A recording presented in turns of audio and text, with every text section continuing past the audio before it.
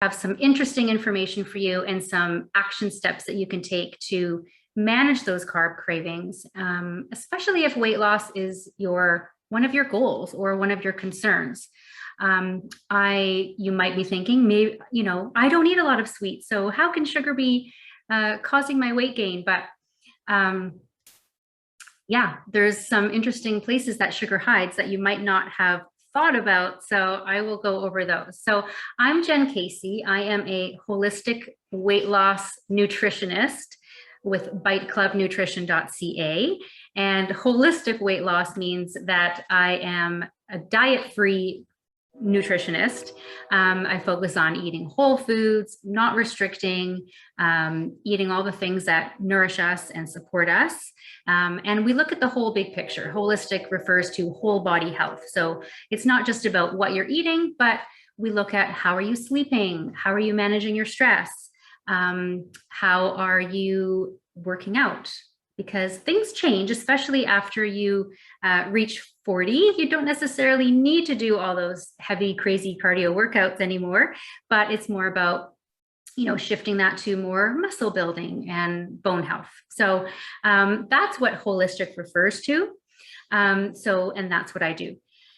So I mostly work with women over 40 who are dealing with these types of changes in the body. We help to kind of navigate how to manage these dietary changes and physical changes and emotional changes that happen as our hormones fluctuate. And so that's what I support you with. And that's kind of a little bit about what this webinar is about.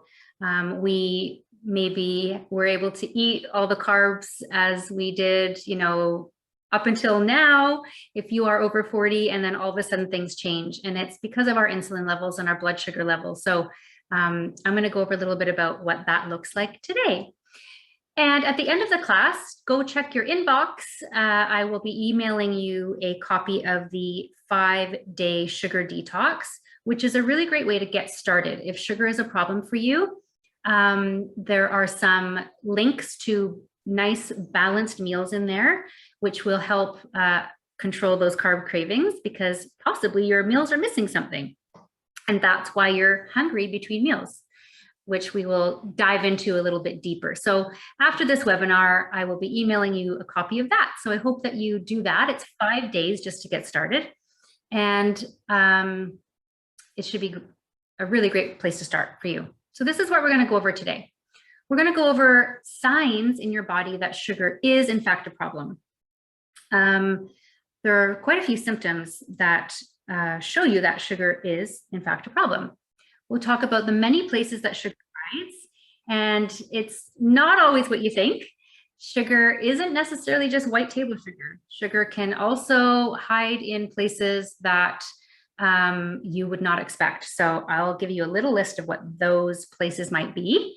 We'll talk about some lifestyle interventions that prevent or that cause sugar cravings, but some interventions that you can take to help prevent those. And then we'll go over a little bit about how and when to eat to better balance blood sugar and reduce those cravings. So if you have any comments, or if anything resonates with you throughout this webinar, please pop an emoji or a hand up or a heart in the chat box. So I know that you're with me. So let's dive in. Now, these are some symptoms, and I really want you to give me a heart or something or a hands up if you experience any of these symptoms. So as I mentioned, after you turn 40, especially, you might really be feeling some of these new symptoms. They might not have existed before, but they might be new for you. One of them being weight gain, particularly around the belly. This is a slightly more dangerous type of fat because this is called visceral fat, and it's kind of packed between your organs. And women in particular, especially as our estrogen levels and our hormone levels decline or fluctuate in different areas, and they're maybe imbalanced just due to life and health and age, we store fat around our midsection, and that's an insulin and estrogen thing. Headaches are one that you might find you particularly get headaches in between meals when you're hungry. That's kind of what I mean by headaches. Some are suffering from migraines, and if you do suffer from migraines, you would probably know that sugar is a big trigger. Joint pain, there are a lot of clients I work with who are dealing with joint pain, and a lot of that has to do with carbohydrates and sugar in the body and blood sugar and insulin levels. So if you're experiencing any joint pain, maybe that's new. Really interesting. I would look at your sugar intake for sure. Hungry between meals. This might mean that your meals are not balanced and they're a little bit too carb heavy. We'll get into what that exactly looks like, but if you're finding yourself hungry between meals, you might be getting a little bit too much sugar in those meals and not enough of the other macronutrients to make them balanced. Low energy, are you waking up feeling unrested and you have to rely on caffeine? That's a big one. When you're feeling unrested and you wake up, your brain wants sugar. Your brain just wants sugar. And that's when we tend to go for those sugary breakfasts. And I think that's why breakfasts are so sugary. They're basically like dessert. I don't know who started that or why, but we're kind of like conditioned now to go for a granola bar covered in chocolate for breakfast. But you know, that's what our brain wants. If you're waking up feeling unrested, your brain just wants that quick burst of energy. PCOS is polycystic ovarian syndrome, relating to being overweight and having irregular insulin levels. And it leads to irregular periods, menstruation. Now, PMS and menopause symptoms are on the list too, because, you know, we're not meant to be in bed in pain with heavy bleeding for a couple days at a time. We're not meant to be having like severe, uncomfortable menopause symptoms. A lot of this has to do with our hormone levels, obviously, but our diet too. A lot of this can be regulated through diet. Basically, everything on this list can be managed through a healthy, balanced diet, especially if you can really manage that insulin and that blood sugar. Low immunity. In fact, you might not know this, but even just a teaspoon of sugar can suppress your immune system for a couple hours after you eat it. So if you're finding that you're getting sick a lot, colds and flus a lot, it might be that you're having a little too much sugar in your diet.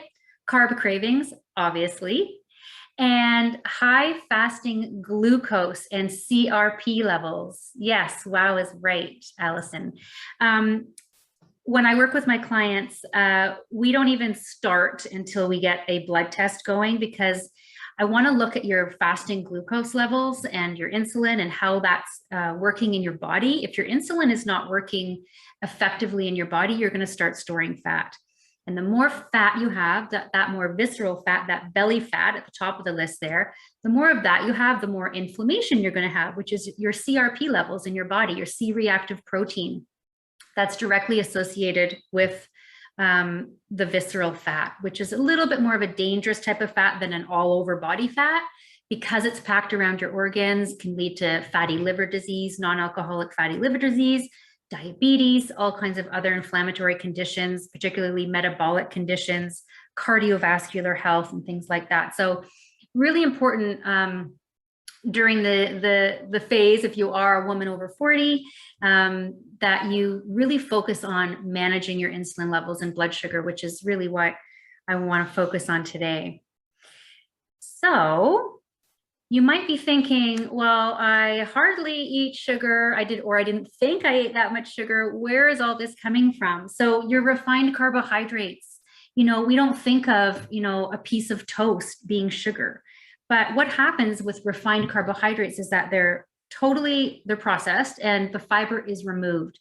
So you end up, you know, you going from a whole wheat or a whole grain flour to like a white flour, which just ends up acting as glue in the body and glue to hold your bread together.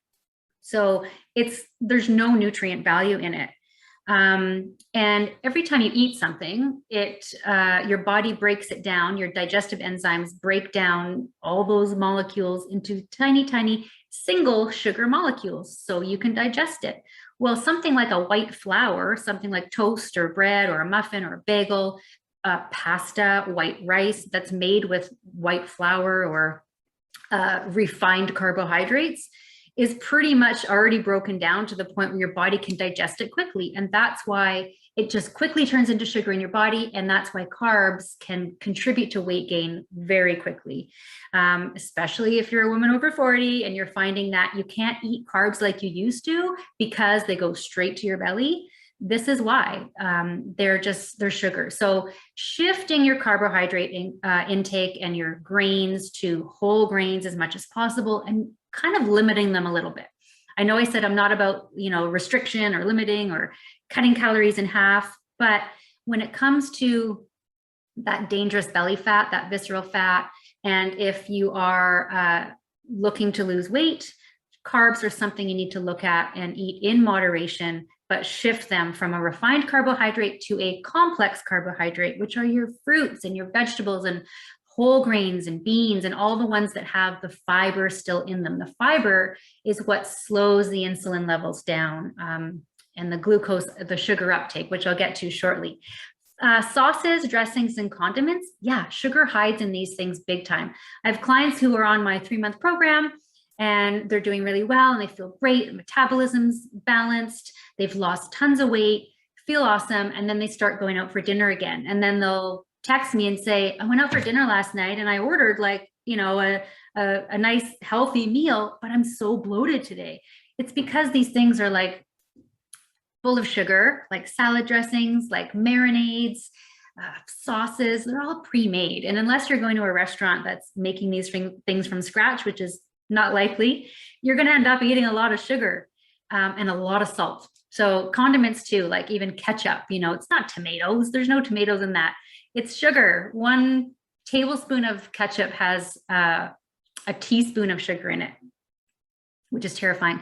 Fat-free products. Fat-free products. Once you, just like the carbohydrates, when you take the fiber out and you're just left with sugar, same goes with fat products, like a whole fat or a full fat yogurt. If you go from that to a skim yogurt or a 0% fat yogurt or milk, for example, like a homogenized milk to a skim milk, you've taken out all the fat, you've taken out all the flavor at that point, but you're just left with sugar. So like a 0% fat yogurt, if you look at the label, it says you're going to notice that there's sugar in there listed on the food nutrition label. And it's maybe not necessarily that they add sugar to it, but you're just left with so much sugar because there's no fat in there. And there's also no fiber. There's no fiber in animal products. So go with the full fat or the medium. Go like mid-range fat. I always go for I eat like 6%, sometimes 10% fat yogurt. I go for full fat dairy and cheese if that's what I'm eating. I never recommend a fat-free product. So they were wrong in the 80s. Don't listen to all that. Granola cereals and flavored oatmeal, serious sugar in these things. I want you to, our next slide, I'll show you what this could potentially look like. But, it's just tricky because even if you think you're going to eat like a nice, awesome nut and seed granola with all the things, it ends up like, if you look at the label, there's often like 10 to 14 grams of sugar in a serving, which is not big. Like a serving of granola is not big at all. Except for the big 80s hair, yeah. The mall hair, remember? Yeah, the 80s called and they want their hair back. Fruit juice. Fruit juice is a big one. It's like all sugar. So unless you're making an awesome smoothie or even juicing, like if you were going to juice your fruits and veggies, you end up with all the pulp at the end. That's all the good stuff. That's the fiber that's going to help slow down your sugar. When you're just left with that juice without all the fiber in it, you're drinking a glass of sugar in the end. Yeah, there's awesome antioxidants and some vitamins and minerals in there, but the sugar is the problem. The sugar is what we're really trying to focus on here. So this is why all of this matters. I want you to keep this visual in mind. This is what happens to your blood sugar every time you eat. Every time you eat in the blue hills, your blood sugar goes up, which is good. Like that's what gives us energy. Unless you're eating a really, really like sugary meal, like one of basically all the things I just mentioned, you're going to get a very big spike of that blue, right? And every time that blue goes up, your body produces a hormone called insulin. Insulin, when it's working effectively, knocks on the cell door and says, hey, cell, I have some sugar for you. Can you please open up and take the sugar so you can use it for energy? And that's an awesome system. And that's how that should be working. But if you've led a life of like eating super carby meals or lots of sugar, like I grew up on Fruit Loops and granola bars and fruit punch and all the things until I had my first child at 27. And then I was like, oh, what happened there? That's kind of when everything shifted for me. But I grew up on sugar and I was not overweight, but I had really good metabolism and I was young. There's no way I could eat like that today. So every time your insulin knocks on the cell door to say, hey, I've got some sugar, let me in. Your body should use that up and burn it for fuel. And then your blood sugar comes down and so does your insulin and everything's fine. Then you eat again and it happens again and then it comes down. So when you're doing this like 3 times a day, that's fabulous. You can see in the gray section below the blue, below the line there, the midline, that's when your insulin is nice and low. And that's where we want to keep it. And you can see during your 8 hours of sleep, you are in that range. Your insulin is nice and low, especially if you've had an awesome dinner that doesn't contain a lot of those refined carbohydrates. Like if you were to eat a big plate of pasta or big white rice dinner or, and then have some red wine with it or some white wine, and then you might have some fruit on top of that. And then a couple hours later, you might have a couple bites of chocolate because that's what you do at night. That's what your brain wants and thinks that that's, comforting and soothing for you while you're watching TV before bed. You are just creating more and more hills of insulin spikes. And I want you to just keep that in mind because we're going to get back to that. Here's an example of this nutrition label. So I don't know what product this is, but let's say it's granola. Okay. So I always ask on Instagram and Facebook because I find it quite entertaining, just like no judgment, but just out of curiosity, like what is the first thing you look for on a nutrition label? Let me know in the chat because I'm always curious. I personally, and there's no right or wrong answer because we all have different reasons for looking at the different places and different values on the label.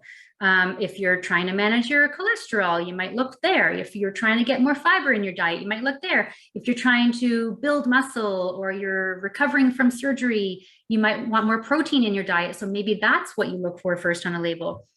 Here's what I first look for on a label. Calories first, then sugar. Yeah, calories first, then sugar. Yeah, you're right. So a lot of people look at calories. I don't even look at calories. That's just something I've never done. So my brain doesn't go there. Calories, sugar, fat, and protein, says Sabrina. Calories, sugar, fat, protein. Yeah, so you kind of look at it all. Awesome.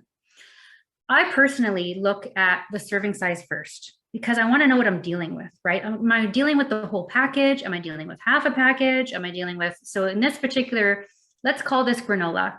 It's 1 cup. And if you actually look at a real label on a granola package, I think their serving size is half a cup. I would definitely suggest look at your serving size first and then go to the whatever value you want next. I personally scroll down to the sugars.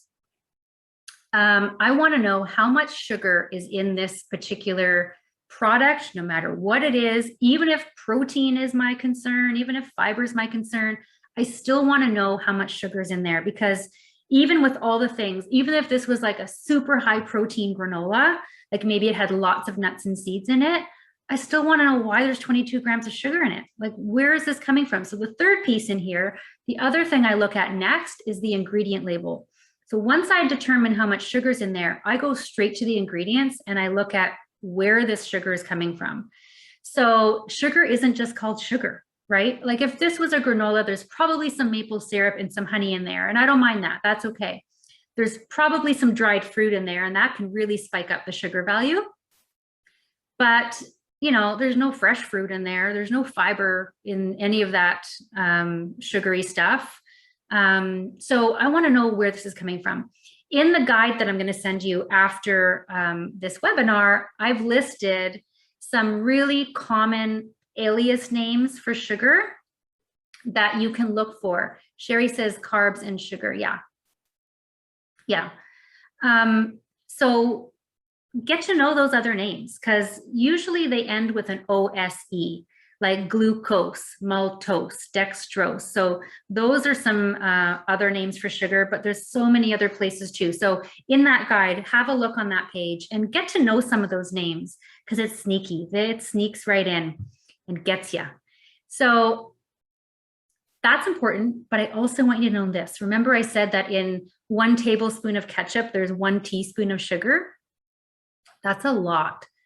On a label, when you see the grams listed, if you determine that those sugars are not coming from a totally natural source, like fresh fruit or maple syrup or honey, then they're added sugar. And that's the dangerous stuff. So 4 grams is equal to 1 teaspoon of sugar. So this particular 1 cup of granola has an added, it's the added sugar that you want to worry about, not the natural sugar like fruit. It's added, what is it? 5.5 teaspoons of sugar in 1 cup of granola. Then you're going to put that on top of, like, hopefully not flavored yogurt, because that is another one where sugar hides. But if you did, who knows, like there's like 20 grams of sugar in one of those little yogurt cups. So now you've just added like another 5 teaspoons of sugar. So now we're at like 10 teaspoons of sugar for breakfast, okay? And I don't know if you maybe put sugar in your coffee, or you stop on the way to work and you get a nice latte. I used to have a problem with chai tea lattes from Starbucks, and I used to get them with coconut milk, thinking that that was better. Well, then I went on to the website and looked, and like the coconut milk itself in like a tall had like 38 grams of sugar, just the coconut milk. And then I learned that the chai is just syrup. It's not even real chai. So anyway, I stopped all that, but I used to have about 3 of those a day. So that's something to look for on your label, which is kind of concerning, but super, super important. So these are some lifestyles that make you crave sugar. So one is your imbalanced high carby meals, which I'll show you what that looks like in a sec. But this means like you're missing the fat, you're missing the fiber, and you're missing the protein. Your meal has to be balanced. Yeah, you can still have carbs. You can still have pasta. You can still have your wine. You can still have, you know, a treat or some fruit or something sugary, maybe something from that list. Maybe you are out for dinner and your marinade or your salad dressing, you know, it's full of sugar, but it's delicious. You know, if you did that once in a while, no bigs. But you want to make sure that whenever you're doing something like that, eating those things, you need to have the fat in there, and you need to have the fiber and the protein as well, right?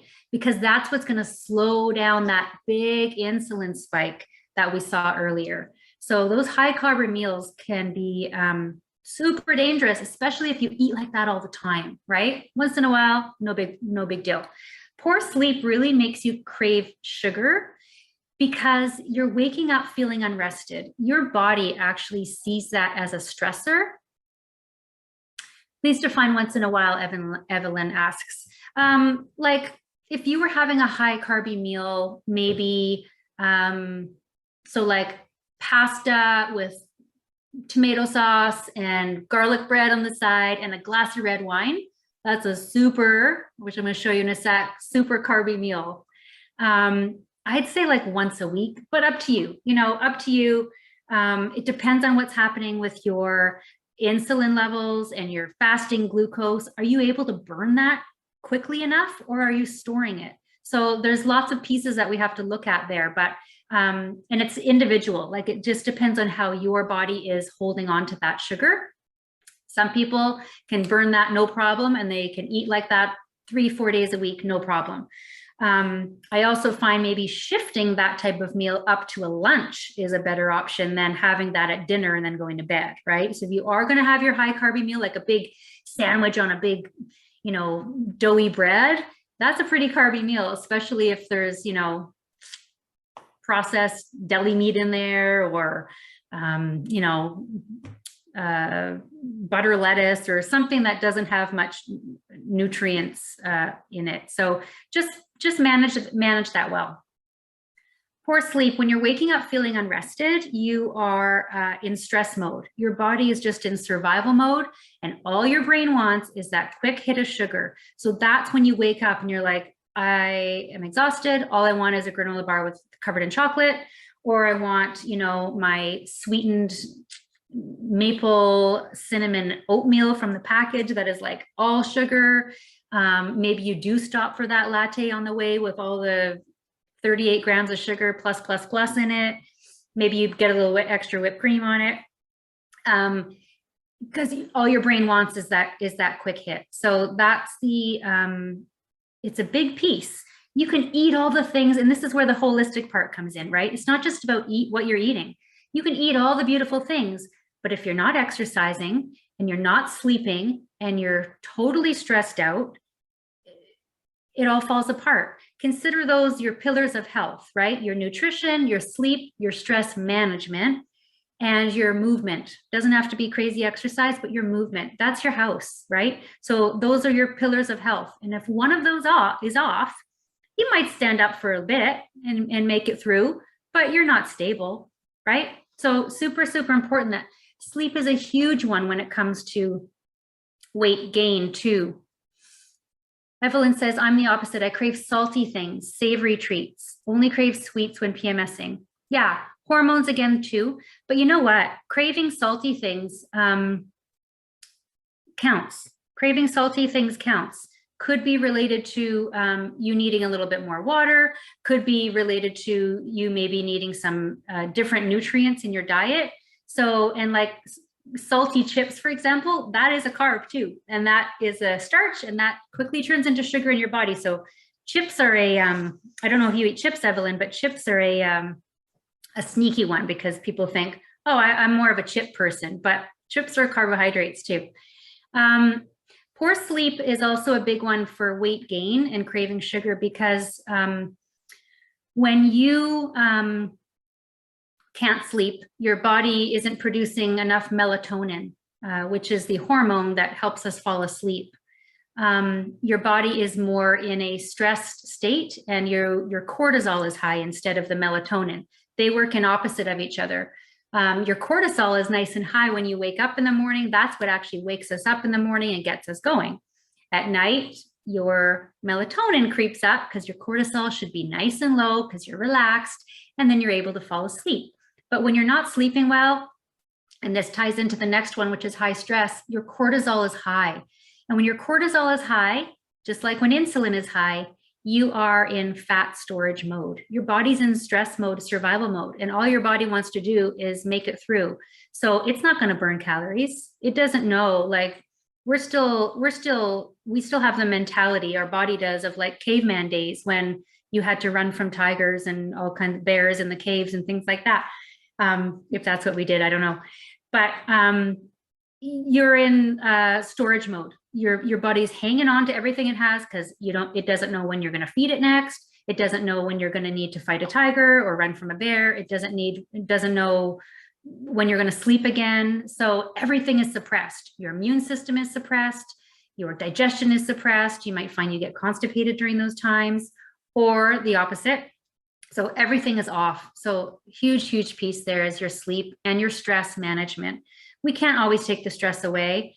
If you've worked with me, you've heard me say that before. We can't take the stress away, but it's how you manage the stress so you can manage those cortisol levels.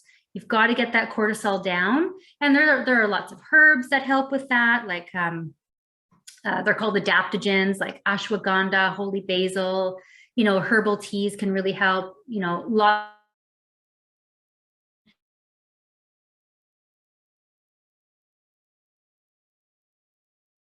but that's a really big piece, especially if you're finding that you're gaining weight.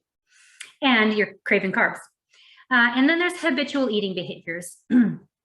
Excuse me. A lot of these go back to our childhood, celebrating over food, like, hey, you had a really good day at school, you passed that test, here, let's get you some ice cream. Or, oh, you're sad, come with me, we'll get you some ice cream. Or, we use food to mourn over at over deaths.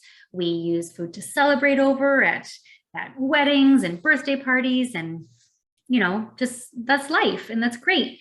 But a lot of these habitual eating behaviors are related to why you're craving sugar. So if we work together, we kind of dig a little bit deeper into, like, let's kind of associate some of those cravings you're having and figure out why. Maybe it's that you're not putting your plate together, you're not putting a balanced meal together at night. So I've got hiccups, and that's why you're craving sugar before bed. Like, you're actually hungry again. Or maybe you're not hungry at all and you're just used to this behavior. So we look into these types of behaviors. And this is a really important one. I'd suggest you take a snapshot of this, but habits are the catalyst for creating the life you want. We can eat all the things, we can exercise, and we can start new programs. But, if you've done that before and you're maybe like a yo-yo dieter in the past, you know that you always go back to doing what you did before because you didn't address the habits and the why and where is this coming from during your program. So that's a super important piece. Here's an example of that carby meal I was talking about. So this is kind of a typical meal for a lot of people. Like, I probably have this once a week because I am Italian and I love my pasta. I might not have it with the bread. I will have it with the wine. I won't have it with whatever this is on the far left. Maybe it's like Coca-Cola or something like that. But this is a pretty typical meal for a lot of people. I do this consciously. Like, I know that I'm not going to feel great tomorrow, and that's a choice that I am making. So a little bit back to those habitual behaviors, like, they're thoughts in your head. Your body is thinking, I want my chocolate. I'm used to having my chocolate at this time, or this is when I would normally have a snack.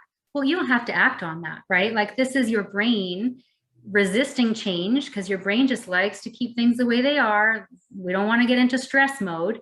So your brain resists the change and we make the choices.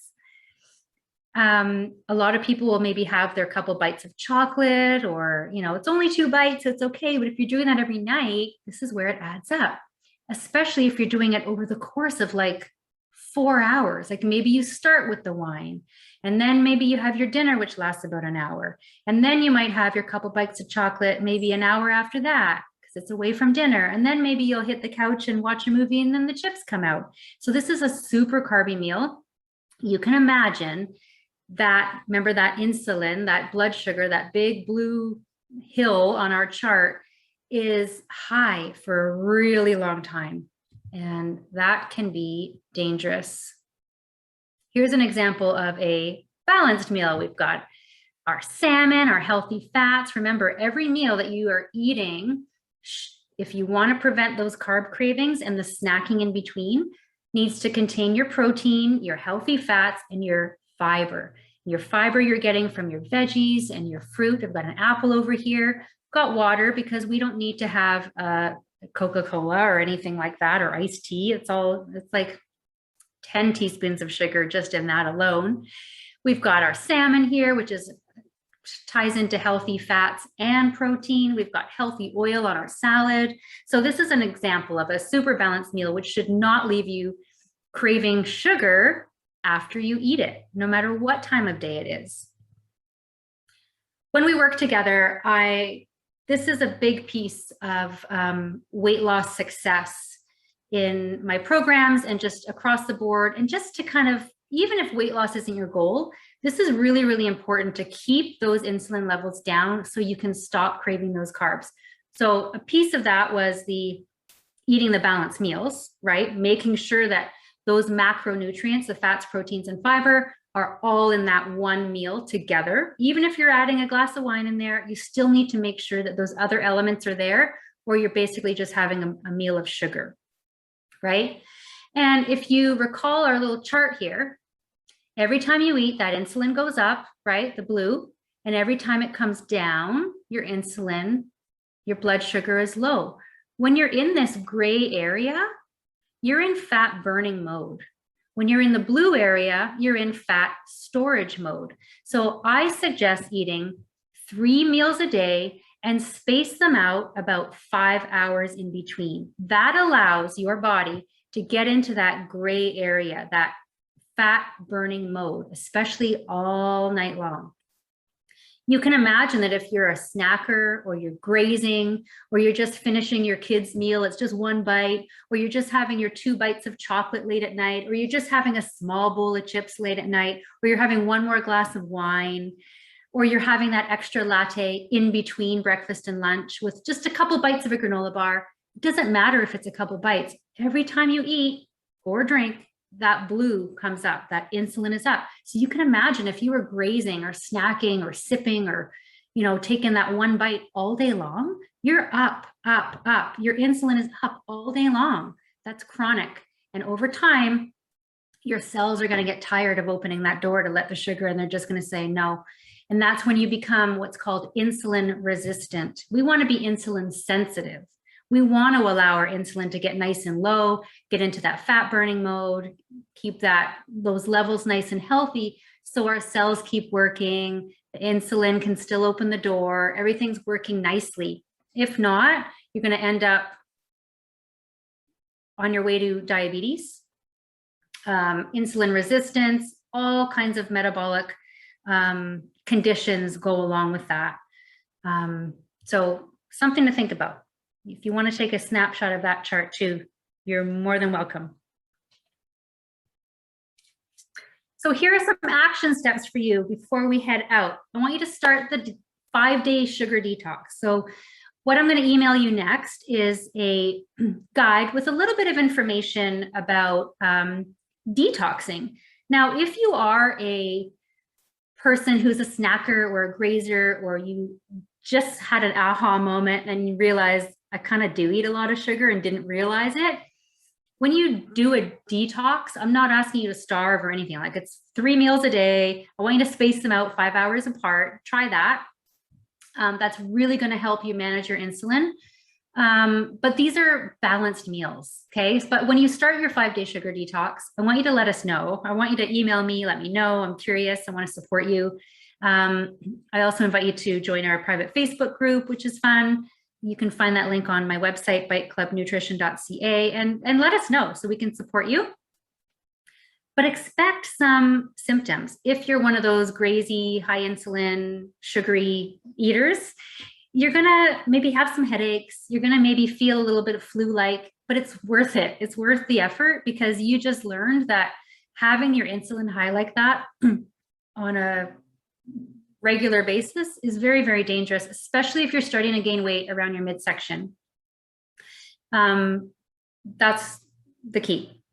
If that's you, I want you to definitely start this 5-day sugar detox. And there's links in there. You can just click on, I've given you like a 5-day sample meal plan just to give you an idea of what a balanced meal looks like. If you're a vegetarian or if you don't like some of those ingredients, simply swap them out. But the elements are there. So you just click on them. Some of them are my recipes, some of them are others that I love, and it'll just kind of give you an idea of what a balanced meal looks like. And I really want you to focus on keeping that 5-hour window in between. That's how you're going to balance your insulin levels, so you're not craving sugar in between your meals. And then get your blood tested if you can. It's going to give you tons of information about what your fasting glucose is doing. Usually you go in and you've fasted for 10 to 12 hours overnight. It's going to give you an idea, a snapshot of what your inflammation markers are. Again, if you have a lot of belly fat, you're going to have a higher inflammation, a CRP level, because it is directly linked to inflammation, and all disease starts from inflammation. So please get your blood tested and make that a priority. Self-discovery. So get to know what your eating habits are so you can shift them. When you start to crave sugar or carbs, keep notes. Why am I waking up wanting sugar? Why do I keep stopping for that latte? Why do I need my 2 bites of chocolate after dinner? Is it because my meal wasn't balanced? Maybe that's it. Is it because I wasn't sleeping well? Because you know now that that poor sleep leads to carb cravings, right? Am I stressed? When you're stressed, you're in survival mode. Your brain doesn't know. Your brain is just like, give me the sugar. I got to get through this day. So making notes and making these really cool discoveries about your behaviors, maybe they're ingrained since childhood, maybe not, but get to know them so you can pause before you reach for the sugar, right? Start to make associations like, you know, okay, I've really discovered that I want chocolate when I'm stressed. Okay, great. So now how are you going to deal with that, right? But at least you've made that discovery. So that's a place to start. And then last one is book your free discovery call with me. You can do that through my website. I'm happy to chat with you. I know a lot of you are ready. So please, let's chat about any of your concerns and things like that, and break that sugar cycle and get yourself, get your inflammation lowered so we can live long, healthy lives. So shortly, when we get off this webinar, I will email you. This is what the 5-day sugar detox looks like, with some of the tips to kind of help you clear the sugar toxins. Remember, we store we store toxins in our fat cells. So if you do have a little bit more belly fat in particular, we've got to break that down and kind of clear. So a lot of the detox process is not only breaking down the toxins from your fat cells, but getting rid of them. So lots of water, making sure that bowels are regular, having lots of fiber, because that acts as a broom through our body. So while you're doing the 5 days, just focus on things like that. Like I said, you're not going to be hungry. This isn't about like, you know, a juice cleanse or anything like that. This is just about like getting rid of all the sugars and the starches and those refined carbohydrates that turn into sugar quickly in your body, and replacing them with healthier options. And that's that. I hope you'll join me on the socials so we can continue this conversation. And I really thank you for listening and sticking around to the end. So I think I've addressed some of the questions that we had in the chat. And thanks for the great info. Yes, you're very welcome.